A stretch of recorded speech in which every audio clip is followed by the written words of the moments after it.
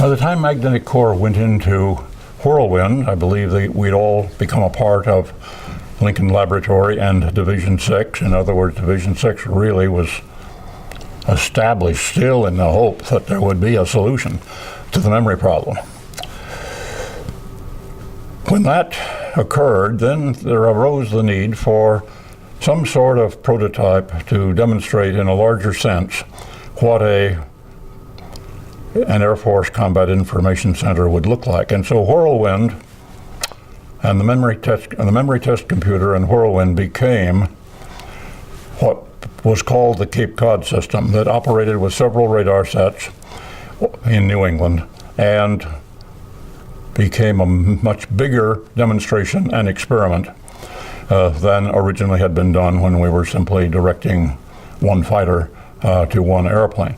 And so that was all going on in the BARDA building still, even as the most of the group had moved out here to the new Lincoln Laboratory.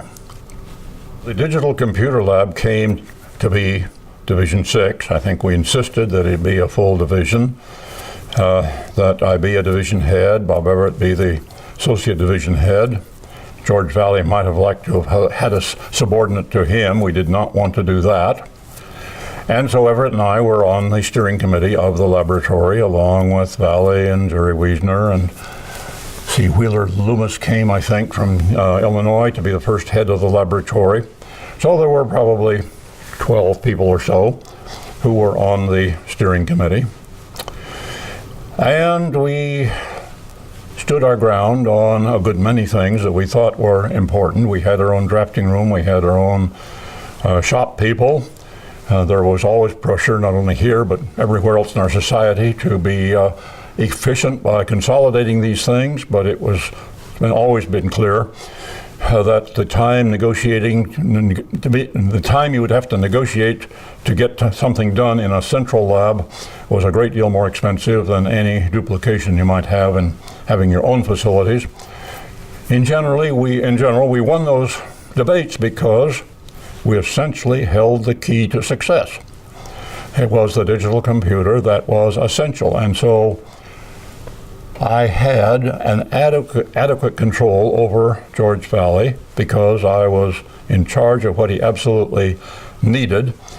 And the very thing that led him to immediately join up to help us and get funding was a characteristic where he would also immediately think something else that he had encountered was a good idea and might go off in that direction unless we pulled him back and said, no, you don't do that.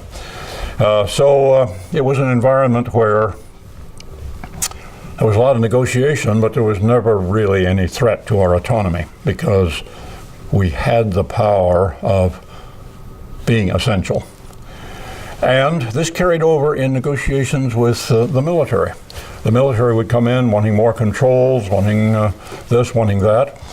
MIT quite wisely did not set Lincoln up as an Air Force lab. They set it up as a tripartite Army, Air Force, Navy lab so that you could sort of keep the three in balance. And also at that time, the laboratory was populated by people who were of strong opinions and knew they could do anything they wanted to. And basically, in many ways, our position to the military was, you do it our way or we'll go do other things. And they did not dare take up that challenge. And so Lincoln Lab had an independence then from the military that probably doesn't exist to the same extent anymore. And we essentially said, you will have to do it our way. Now, I had a group that had been through one or more military technical projects from concept to the field. We had had ideas, theory, prototypes, design, manufacturing drawings, solving manufacturing problems in the factories. Through the 40s, I would sign drawings in the square reserved for the chief of Army operations and send them directly to the factory. And there would be manufacturing problems, and we'd have to go and solve them. We hired tool designers and equipment designers from Detroit, from the automobile industry, to come and work in the laboratory, converting all of our ideas and drawings into actual factory drawings and the potential for factory tooling. And then when it went into the military, we had experience going out there when there were problems and finding out why there were problems and what to do about it. This was a powerful group, because almost nowhere else in the society do you find a group that's been all the way from beginning to end in a project and knows every phase of it. Now, there have been others. In those days, I had a conversation with a man from Bell Labs. This was in the days when the American telephone system was better than anything else in the world. And why?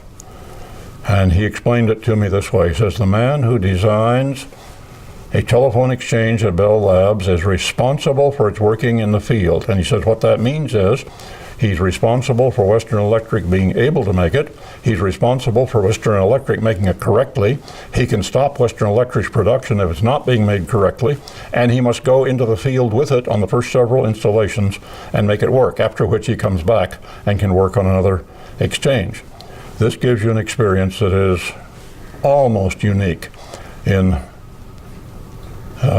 industry.